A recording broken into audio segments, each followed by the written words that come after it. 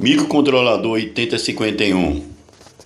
Professor Luciano Lindoso da Silva, sou eu. Vou falar sobre a característica do 8051 padrão. A família padrão obedece ao padrão. Vou falar apenas do padrão. A família é muito grande e ela obedece ao padrão. Vou falar da característica do 8051, da arquitetura da família 8051, da sua pinagem. Característica do 8051 padrão. A característica do 8051 padrão: CPU de 8 bits para aplicações de controle, faz processamento booleano apenas com um bit. A sua memória, portas paralelas, registradores do 8051, clock e o ciclo de máquina. Característica do 8051. A sua CPU trabalha com 8 bits e foi projetada para controle. Na verdade, todos os microcontroladores são projetados para controle. A CPU do 8051 é de 8 bits. E você pode até perguntar, tem mais potente no comércio? Atualmente sim, tem sim. De 32 bits você encontra, 64 bits você encontra. Só que o 8051, ele, na sua essência, com 8 bits. Os microcontroladores são usados para controle de circuitos, seja ele para a indústria e etc. E por isso a CPU é otimizada para a aplicação de controle e é fraca. A CPU do 8051 é fraca. Como a maioria dos microcontroladores, sim, são fracos, pois foi feito para trabalhar com controle.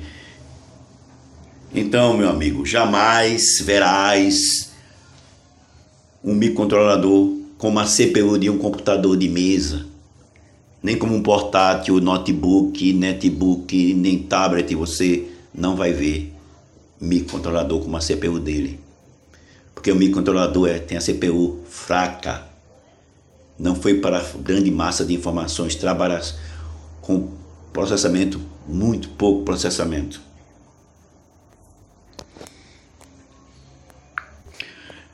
O 8051, ele tem o seguinte: ele pode trabalhar com um bit. Ele faz processamento booleano de um bit. Você vê aqui a figura, eu tenho aqui o microcontrolador e o pino da porta P0. Depois eu falo para vocês o que é a porta P0. O pino P0.0 pertence à porta P0, certo? Observe que ele está igual a 1 porque eu enviei a instrução chamada 7-bit P0.0. Esta instrução faz com que o pino P0.0 vá para 1. Olha, você pode achar estranho, mas isso é coisa do 8051. Os microcontroladores da atualidade não fazem isso. Eles não trabalham mais com um bit, e sim com byte.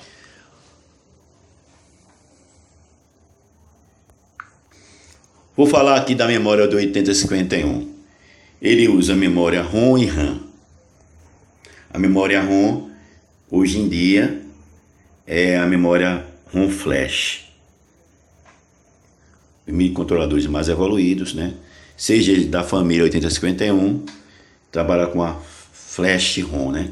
São memórias ROM tipo Flash. Ok, pessoal. A memória RAM é para dados. A memória ROM é para programa. A memória RAM é para dados. A memória RAM é o tipo SRAM. E você me pergunta, e tem outro tipo de RAM? Sim. Existe a memória RAM chamada DRAM e a memória RAM chamada SRAM. E você me pergunta, e usa qual? Usa SRAM para guardar dados. Só que esses dados na memória RAM não são dados fixos. Quando a gente quer guardar dados fixos, usamos uma memória ROM. Eita, vou confundir minha cabeça. Não, pessoal, não confunda.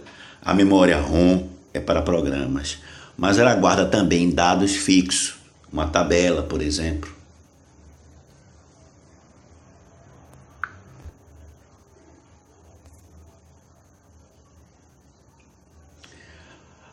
A memória ROM é para programas. E nós dizemos também que a memória de código. Quando fazer memória de programa ou memória de código. Então, os programas, eles são armazenados na memória ROM. Então, os programas são armazenados na memória ROM. A memória ROM, hoje em dia é flash. Você tem essas opções do 8051.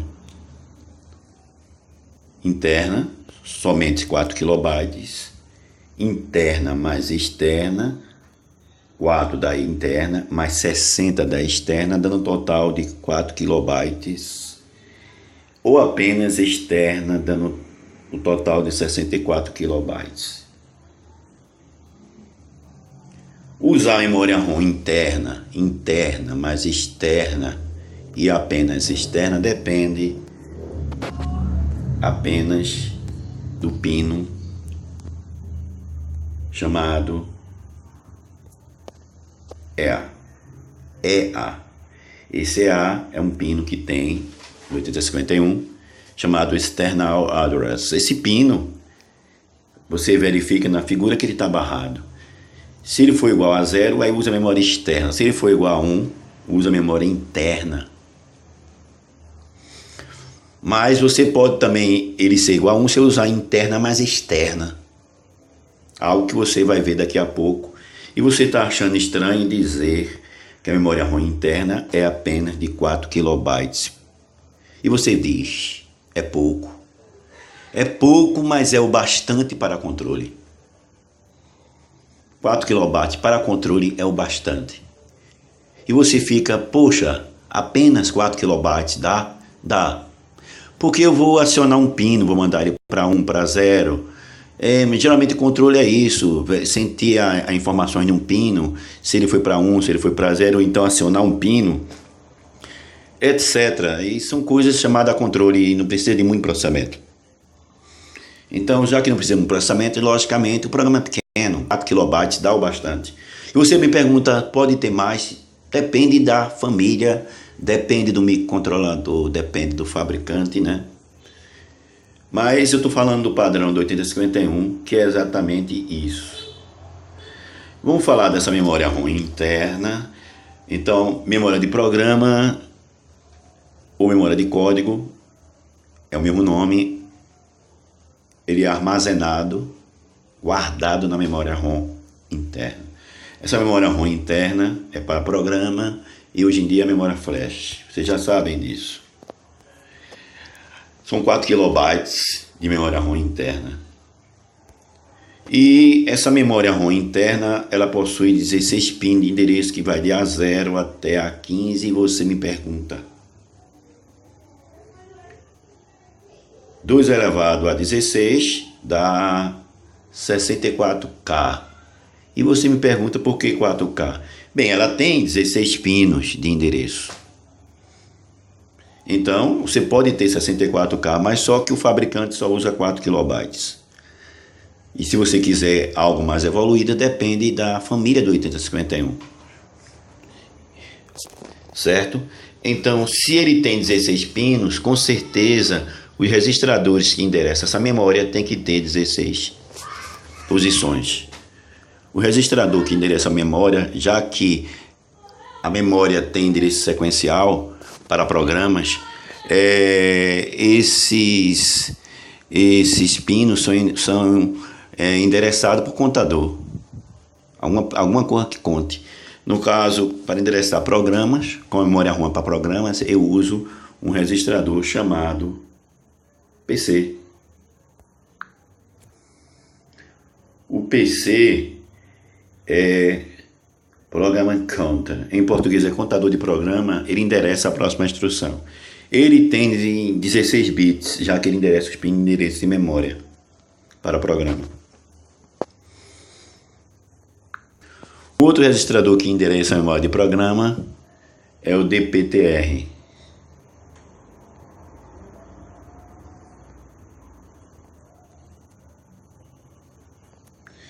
Olha, DPTR é apontador de dados. Ele serve para a memória interna endereçar dados fixos.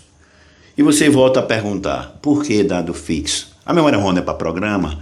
Sim, verdade, é para programa. Mas também você pode armazenar dados fixos.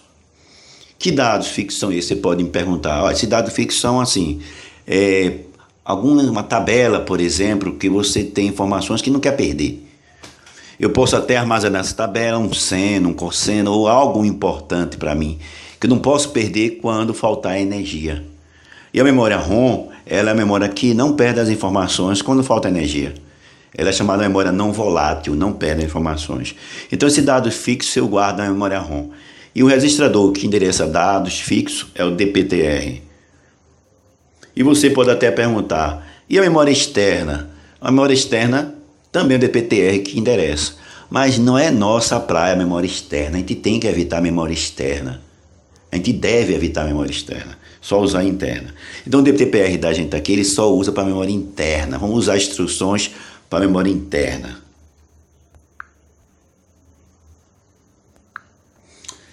Então a memória de programa, memória ROM interna. Você já sabe que também guarda dados fixos. Você tem aqui o desenho. Para acessar a memória ROM interna, o pino como eu já disse a vocês, ele tem que ser igual a 1. Você vê o endereço aí em hexa que vai de 0 a 0, 0, 0, 0, F, F, F. E como o pessoal já me perguntou por que não está tudo ocupado, porque eu estou falando do 8051 padrão. São 4K byte de memória, que é o bastante para o controle. Apesar que tem da família 8052 que tem 8K para a memória ROM interna. Então depende da família, você pode ter mais. Como hoje em dia a tendência é o pessoal trabalhar com a linguagem C, que é uma linguagem de alto nível, então você usa mais memória. Você também tem aqui o endereço em decimal. Normalmente decimal. E também você tem aqui em hexa, que é o mais usado, mais assim viável, né? Já que a transformação de hexa para binário é bem mais fácil do que usar decimal para binário. A gente usa em hexa para economizar, assim, como se diz assim, de escrever, para não escrever tantos números. E a facilidade que existe de transformar de hexa para binário. Bem, pessoal, vamos falar aqui da memória ROM interna mais externa. Olha, seria interessante você evitar. Apesar que você tem um pino EA igual a 1, a gente já viu que ele é EA igual a 1 para a memória interna, mas se você instalar a memória externa com EA igual a 1, também vai ter acesso. Primeiro a interna, depois a externa, ok? Então você vê 4K da interna, a externa 60K, dando total 64K de ROM para a memória de programa. Então, para ter esse acesso, você teria que ter aqui o pino EA igual a 1. E você deve evitar a memória externa. Pessoal, veja a complicação da figura. O fato de você usar a memória ROM interna e externa provoca isso. Então você deve evitar a memória ROM externa. Seja ela ROM até RAM, viu? Vou falar da RAM. E também você deve evitar a externa. Evite. Olhe a confusão. Veja só com o pino EA. Aqui, ó. Veja que o EA, que aqui tem o VCC aqui, ó, no pino EA, ele foi igual a 1, né? Com isso dá a possibilidade de usar a memória ROM interna. Mas se você instalar a externa, também ele vai acessar.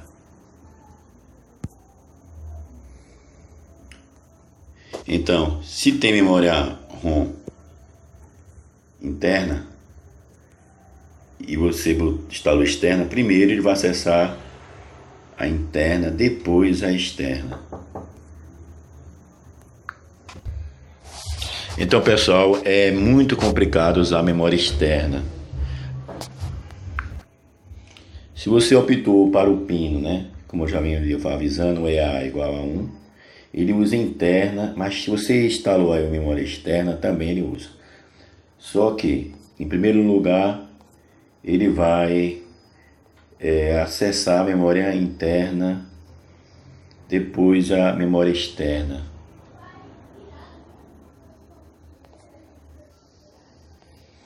Olha a complicação quando você usa a memória externa. Você de cara, meu irmão, de cara você perde a porta P0. Quando eu digo porta, é o acesso de entrada e saída de informações. Você pode ligar equipamento como entrada e saída nesses pinos dessa porta. A porta P0, por exemplo, você tem um pino P0.0 a P0.7. Observe que aí você está usando essa porta para acessar endereço de memória. Quando eu uso memória externa, eu perco já a porta P0 e de cara também a porta P1. Parte também da porta dos pinos, né? Da porta P3 você perde também. Olha aqui. Isso aqui já que a memória é memória ROM, é memória de leitura, provavelmente eu vou perder essa opção aqui, que é nesse pino aqui, que é o pino RD, que é Read, para ler. Esse pino aqui. Então, quando eu uso memória externa, eu perco já praticamente duas portas e parte dos pinos da porta P3. Dá para você ver no desenho que o pino EA está igual a 1. Porque eu vou usar interna mais externa. EA igual a 1. Tá vendo? EA igual a 1. Eu tenho a opção de memória interna mais externa. É complicado demais usar memória externa, como você está vendo. Fora que eu preciso desse outro chip aqui, que é um LED, para fazer a demultiplexação dos pinos de endereço. Os pinos de endereço da memória, você está vendo aqui claramente que vai de A0 até a 15. Tem esses pinos aqui. Se você dividir no meio, de A0 até A7, são 8 pinos, né? E de A8 até A15 são mais 8 pinos. Esse de A0 até A7, nós dizemos que é a parte baixa do endereço. Endereço de ordem baixa. Que ele será demultiplexado pelo LED. Esse LED aqui. Como você está vendo, esse LED aqui. Observe que o pino EA, ele tem... Desculpa aí. O pino EA está igual a 1, né? Pega a memória interna e externa, né? Observe que a porta P0, P0.0 até P0.7 são 8 pinos. Ele está multiplexado a D0 até a D7. Dá para notar exatamente que o pino P0.0 você associa ao pino AD0. Esse A quer dizer que uma hora aparece endereço, address. E o D é date, data, dado. Entendeu? Momento aparece endereço e momento aparece dados. No momento que aparece endereço, eu guardo nesse LED. Aí eu vou ter o endereço de A0 até A7 nesse LED. O A8 até o A15 já está diretamente na porta P2. A8 até A15. Então veja o que é complicado para usar a memória externa. Não vale a pena usar a memória externa hoje em dia. Já que hoje em dia os microcontroladores têm muita memória. Pessoal, vamos ver agora o uso só de memória externa. Já está sabendo que hoje não deve usar memória externa. Seja a memória ROM, deve evitar. Então, quando eu quero somente a externa, você observa que o pino EA passou a ser 0. Então, ele não usa de maneira alguma a interna, só a externa. E a memória externa são 64 kilobytes. Observe que não deve usar a memória externa e você já sabe pela complicação a seguir. Observa aí, memória externa. Você tem eventualmente 64K, que vai de 0, 0, 0, 0 até F e FF. Memória de programa externa, e você deve evitar, você já vê a complicação. Ó, ver o pino agora aqui é A, ele igual a 0, fazendo com que eu uso external address, somente a memória externa. É o mesmo princípio de complicação, evitar memória externa é interessante.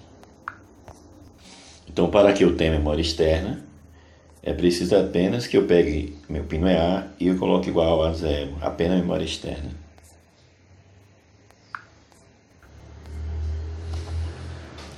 Pessoal, vamos falar agora de memória de dado. A memória de dado, só que esse dado não é dado fixo, é a memória RAM.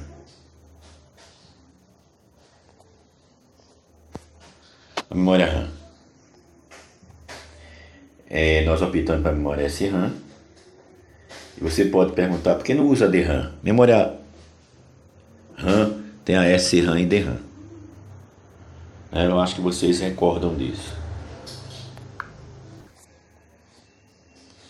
Observe, pessoal, que a memória ROM,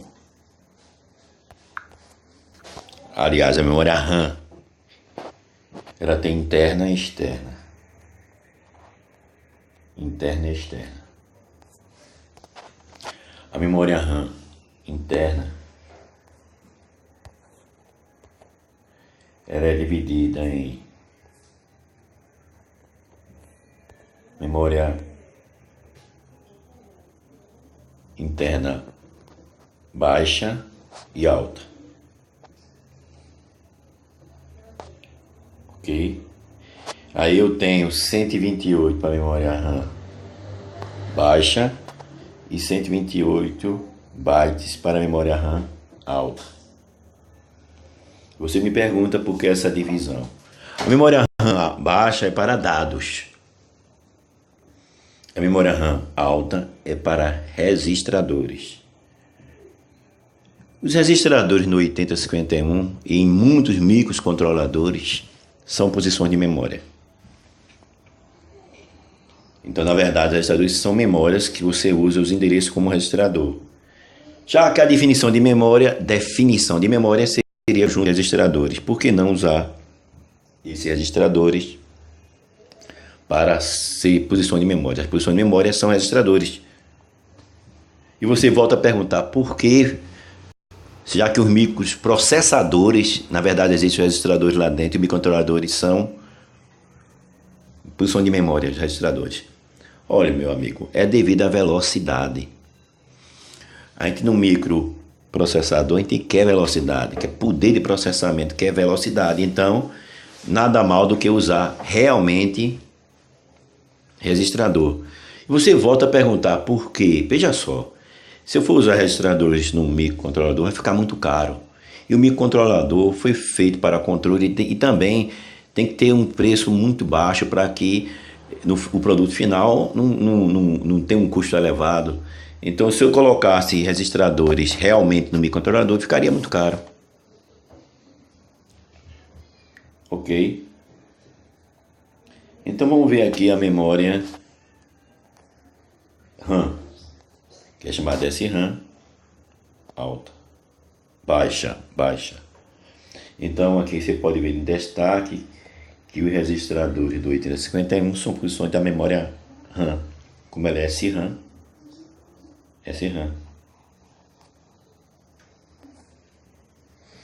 E essa memória baixa, interna baixa, era dividida em 4 blocos.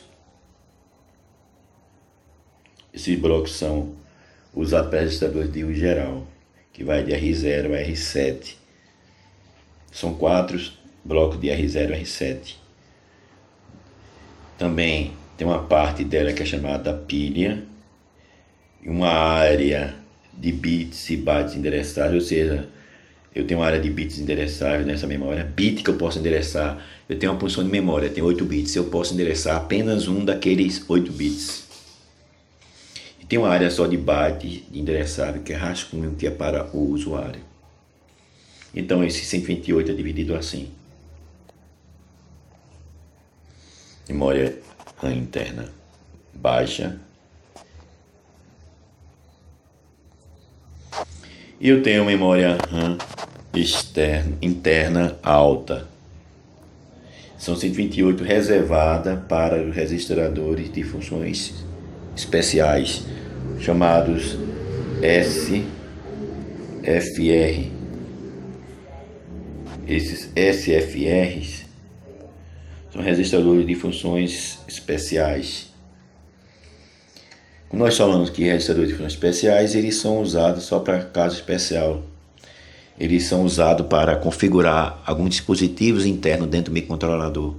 O microcontrolador ele tem contadores, então ele serve para configurar esses contadores. O microcontrolador tem interface serial, ele também serve para configurar a interface serial. E dependendo da evolução, o microprocessador mais evoluído, eu vou ter mais tipos de registradores nessa reserva. O 8051 só tem 21 bytes, mesmo que ele me reserve 128 bytes, mas só usa 21 bytes dos 128 bytes de memória alta. Na verdade, ele nem tem essa memória alta, ele só tem 21 bytes. E são 20 registradores de funções especiais, SFR. Repetindo, 21 bytes para reservar 20 registradores de funções especiais. Outro microcontrolador tem mais registradores. Estou falando do padrão 8051. Então, resumindo, eu tenho memória alta e baixa. A memória RAM é apenas 128 para alta e 128 para baixa. Lembrar que 128 para alta é apenas reserva, só usa 21 bytes. Então, a memória baixa é para dados e a alta é para registrador de funções especiais. Só 128 bytes para dados. A memória SRAM externa, como a gente vem falando, você deve evitar. São 64 kilobytes, mas você deve evitar.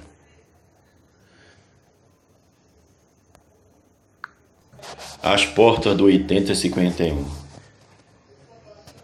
são 4 portas de 8 bits. São 4 portas de 8 bits. Chamada de ports. A tradução de ports para o português ficava um pouco estranho, porque ports significa porto. Pode ser levado em consideração como um ponto de partida, né? O porto, né? Tem os navios e tal. Mas a tradução interessante para português seria portas paralelas, porque tem bits em paralelo, um de lado do outro. Na verdade, as portas são posições, tem lá LED, na verdade esse LED são posições da memória alta, que são registradores SFR, que a gente já falou, né? SFR. As portas eu tenho, como você está vendo, P0, P1, P2 e P3 são 4 portas para o 8051 padrão. Na verdade, ele está associado a um LED. Cada porta tem um LED. Na verdade, ele for entrar na porta, a cada pino tem um LED. Então são LEDs.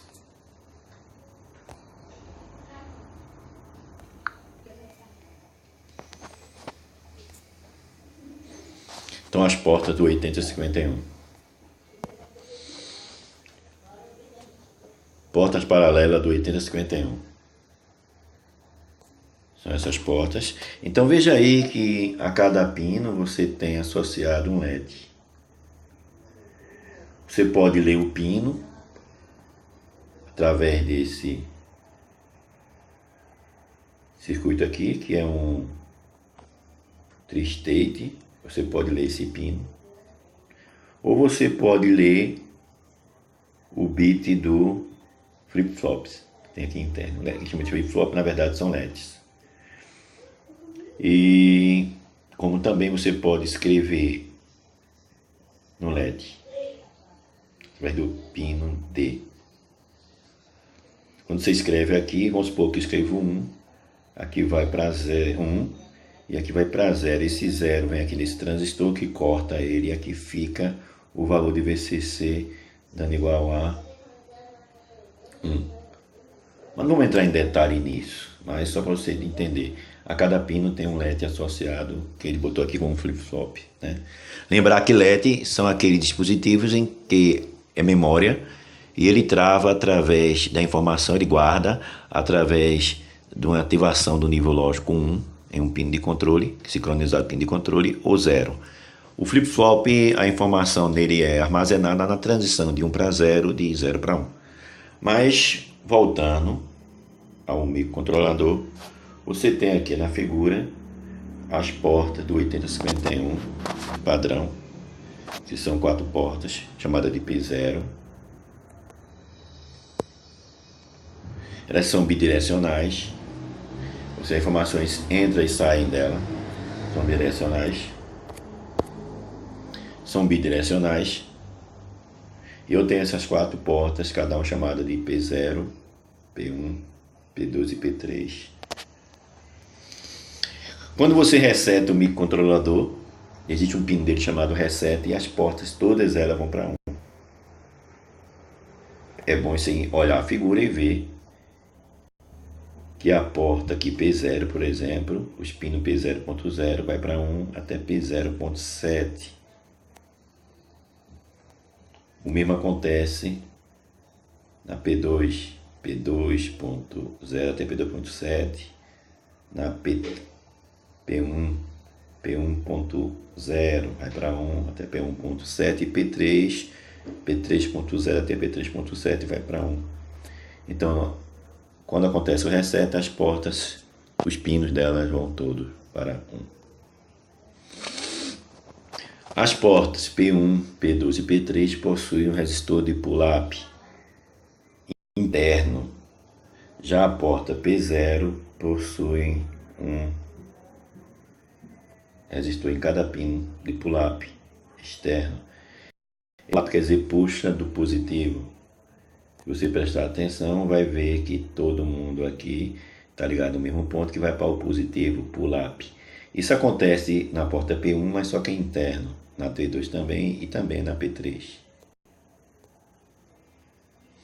Então as portas do 8031 não.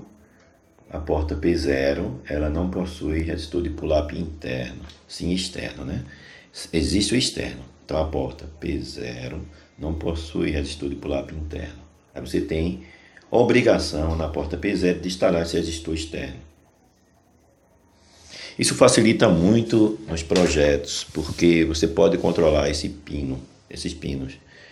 Nós dizemos que a porta P0 necessita desse pino de pull-up externo. Vamos falar da porta P0. A porta P0 usa resistor de pull-up externo, ela é bidirecional. Veja aí os pinos da porta P0, né? Você tem a porta P0 e aqui você tem a porta P0, nome da porta, né? P0.0 é o pino da porta, que é bidirecional.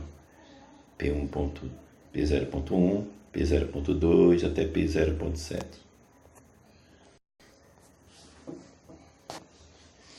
Porta P0. A porta P0, também chamada de porta em inglês, porta 0, é uma verdadeira porta bidirecional. Você pode perguntar por quê.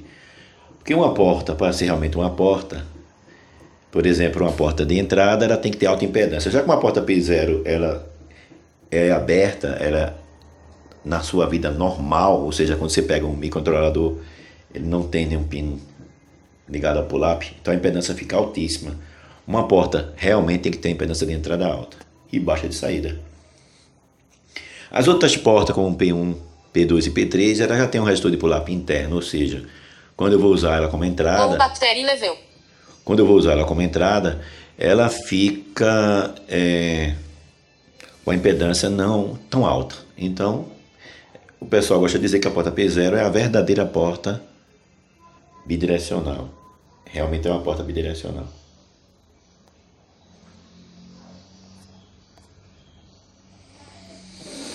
Observa aí que os pinos não só da porta P0 como dos outros, tem um resistor, tem um transistor de efeito de campo. Mas se você prestar atenção na porta P0, ele está desligado, só está ligado ao pino, ele não está sendo alimentado. Então, dreno aberto, já que é um transistor de efeito de campo, dreno aberto. Então, eu preciso ligar esse resistor positivo. Olha aqui, ligado ao positivo. Então, a porta P0 precisa ligar um resistor de pull-up externo, aqui, em cada pino, para alimentar os transistores ligados ao VCC.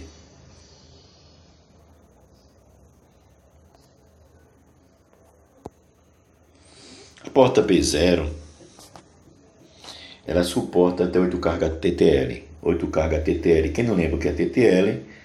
Esse TTL significa uma lógica feita com transistor lógico. TTL, transistor lógico. Lógica feita só com transistor. São 8 cargas. Quando você provoca o reset, não só a porta P0, como a porta P1, P2 e P3 vão para 1. Ao resetar, todos os pinos vão para 1. Todos das portas.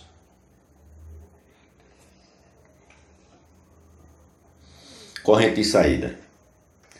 Então, as portas, seja a porta P0, P1, P2 e P3, ela tem uma corrente que ela fornece na saída. Para 2 tipos de nível, nível baixo e nível alto. Ok? Para qualquer porta no nível lógico baixo, na porta P0, P1, P2, P3, fornece 10.000 A em cada pino. Já em nível alto, só 50 mA em cada pino. Ou seja, no nível lógico alto não consegue alimentar nada. 50 microampere não dá para alimentar quase nada. A não ser que se coloque um transistor na saída para amplificar a corrente. Ligar um LED na porta. Veja só, quero ligar um LED na porta. Veja. Quando eu vou ligar o LED assim, ou seja, para ligar esse LED eu preciso botar 0 nesse pino. Para colocar 0 nesse pino, não dá para alimentar o LED, porque a corrente é muito baixa, 50 microampere. Não dá. Não pode. Devido a um nível. Em nível alto não pode. O certo é ligar o diodo assim, se for ligar direto. Porque aí já consegue mandar 30 mA. Ou seja, no nível lógico. Aqui embaixo, manda 30 mA. Para ligar esse bicho aqui no VCC, eu preciso colocar nível lógico baixo, 0 volts, né? E nível lógico baixo, que ele consegue mandar 30 mA, já acende esse LED. Em outra opção aqui, eu tenho aqui ligar vários LEDs nas portas. O ideal seria fazer isso. Você liga em nível lógico baixo, né? Desculpa aí. Nível lógico alto. Satura esse transistor que manda o terra para cá. Esse aqui, se eu mandar aqui também nível lógico alto, satura esse transistor que manda nível lógico 0 para cá. É trabalhar em chaves, transistor trabalhar como chaves. Aí eu consigo ligar esse LED nessa situação. Então os transistores estão trabalhando em chaveamento, 1 e 0. Porta P1. Próxima aula.